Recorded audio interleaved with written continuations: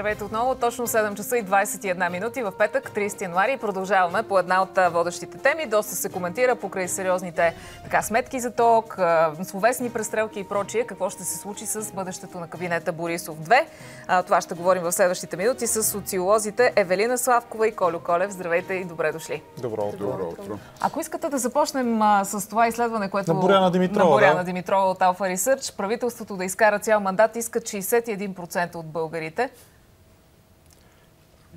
Очаквате ли? Знаете ли, много е чудващо самите данни, ако човек си направи грижата да ги прочете и бодряшките анализи към тях. До сега няма друго правителство, което да е почвало с толкова ниско ниво на доверие.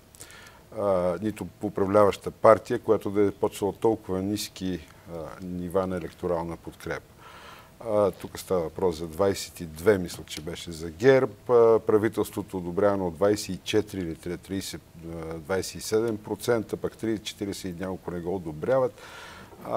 Това са изключително ниски нива, които показват дълбоко недоверие въобще на цялото общество, не просто към управляващите в момента, а към цялата политическа класа, към така наречения политически естаблишмент. Това е големия проблем. Единственият шанс на това правителство не е общественото доверие, а е обществената умора. Това, че хората не виждат политическа алтернатива, че след за 2 години ние сменихме 3 правителства. И хората вече са доста уморени. Това се и казва всъщност. Миналата седмица излязоха резултатите от Gallup International, където, без да се вглеждаме, разбира се, в самите проценти и сравнявайки между Gallup и Alpha Research, като говорим за различна методология, ние виждаме общо взето, че се хващат една тенденция. Разбира се, аз не мога да не се съглася за обществената умора, защото в последните няколко години ние бяхме свидетели на изключителни политически сътресения. И също голяма част от протестите, тръгвайки от невъзможността на хората да плащат своите комунални разходи, преляха в това хората да са недоволни от политическата класа като цяло.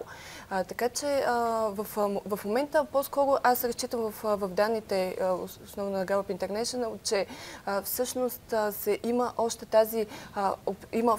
все още това обществено доверие, което се дава на властта в нейното начало, но разбира се, тя много бързо може да бъде изхабена в резултат на действията на правителството. Тук се твърди обратното, че хората дори увеличава електоралната си подкрепа това правителство и то защото хората искат стабилност. Това, за което вие казвате. Това не е обществено. Това не е обществено доверие. Това е обществено търпимост, примирение, ако щете, но в никакъв случай не е доверие. Погледнете водещите фигури и от това изследване, да кажем. Президент Росен Плевнелиев, едва ли не, това е така една от челните фигури. Недоверието определено доминира над недоверието. Бойко Борисов. Като вземете абсолютно всички, ще видите. Положението е едно и също. Това не е доверие. Това е умора, до някъде търпение. Добре, дайте нещо, дайте да видим нещо, поне да стане, нещо да се оправи. И всичко това, разбира се, на фона на... Просто никой не е отменил икономическата криза, никой не е отменил съпътстващите неща, безработица, мизерия. Света се тресе. И се тресе и политически в това число. Вземете Украйна, Русия, долу Близкия изток. Всичко това нещо, всичко това нещо се проявява в дълбока политическа криза. Вземете Сириза, вземете БП Грило в Италия, вземете Фараш в Англия, вземете в Испания Подемос, Люпен във Франция. Всичко това нещо показва, че дълбоко недоверие на обществото, но не само на българското общество. Разбирам. Обаче, когато имаш недоверие, трябва да имаш и някаква алтернатива. Очевидно, хората не препознават в опозицията алтернатива на властта. Това е причината ние виждаме всъщност, представете, една доста слаба опозиция в момента. Виждаме самите политически партии, говорейки ние за обществена умора, ние виждаме всъщност и умора в политическите партии. Видяхме какво се случи на тези избори, тази силна фрагментация. В момента в 42-то Народно събрание имахме 4 партии, сега има 8 8 политически формации и гласуващите бяха под 50%, просто защото говорим за това политическо недоверие, а в момента политическите формации не са на такъв етап, че да могат да организират примерно протести или да отидат на предсрочни избори. В момента наистина е нужна стабилизация в самите тях. Ние виждаме БСП, която в момента преживява сериозна криза и се опитва да се консолидира и да се възстанови от загубите. Просто да удря дъното, възможното електорално дъно, господин Колев. Вие сте специалист все пак по БСП. По БСП.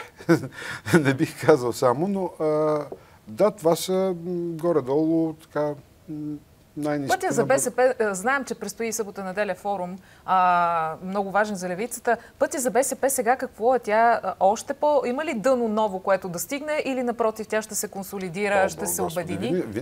Винаги има още надолу, където да се копае. Дори когато стигнеш дъното, можеш да копаеш още. Това, което те трябва да направят, е да намерят своето място, да намерят своята възможност за диалог с обществото, да намерят точките, в които те да могат да се чуе техният глас, да завоюват отново общественото доверие. Сега дали те ще успеят или пък ще продължат да се сриват, разбира се, това до голяма степен си зависи. Свързан ли е техният път с мост към АБВ, както Ангел Найденов днес заявява в едно интервю? Дълбокото ми убеждение е, че в момента единението или моста или някаква форма на такова е път за никъде. Поради проста причина, че АБВ направи, според мен, голяма грешка, включвайки се в едно дясно по своята същност управление. Това нещо ще размие още повече облика на самото ляво и на самото БСП. И това още повече ще засили недоверието в левицата като цяло, защото точно това е големия проблем при нея. Значи, те казват, вие ушкам сте леви, пък какво ви е лявото? Вие се заигравате с икономически, корпоративни интереси, нещо с НАТО, нещо с САЩ, нещо с Европейски съюз, но вие не играете за нас, за обикновените хора. Това е голямото. Съгласна съм, че на този етап няма как да видим отново обединение между БСП и АБВ. Ние проследихме процесите, които протичаха там и всъщност видяхме, че на този етап най-малкото, което АБВ е в момента във властта, с Ивайло Калфин като социален министър. Между другото, един от най-одобряваните министри. Да, един от одобряваните министри. Така че на този етап не мисля, че може да видим този сюжет, но БСП всъщност ще покаже доколко успяла да се възстанови на местния вод, който предстои през есента. А между другото, ще имат ли коража управляващите да направят необходими реформи още сега, или ще рискуват, или ще се остават спокойно, за да добра форма за местните избори? Те излязоха с доста амбициозна програма, с изключително много приоритети, които аз лично в рамките на 4 годишния срок, ако говорим за максимално, т.е. 4 години да бъде правителството, не мисля, че ще могат да се реализират абсолютно всички приоритети, разбира се, защото това са проблеми, които са затлачвани във времето и тяхното решение не е просто чисто законодателно, трябва да мине през много процеси. Ние знаем, че реформите са непопулярни в повечето случаи. Реформите могат да изхабят и малкото доверие към политическите формации и към управляващите. Така че не очаквам някакви много радикални реформи, въпреки радикалното говорене, на което сме свидетели в последно време. Точно това очаквам. Радикално говорене и тупане на топката. Същевременно купуване на политическо време чрез нови и нови заеми. За да правиш реформи, в крайна сметка трябва да се ползваш с обществено доверие. Много често те нагнетяват напрежение, затова те просто няма да правят. Ще говорят много, цялата пара ще отива в свирката, същевременно ще се тупа топката да се чакат местните избори. Разбира се, това ще има своята икономическа и социална цена, но това е положението. Благодарим ви. Дали синдикатите ще са съгласни с тази позиция, ще разберем след малко. От Константин Тренчев. Благодаря на вас двамата. Евелина Славкова, Колю Колев, социолози с анализ и интересен на политическата обстановка. Продължаваме само след кратка пауза.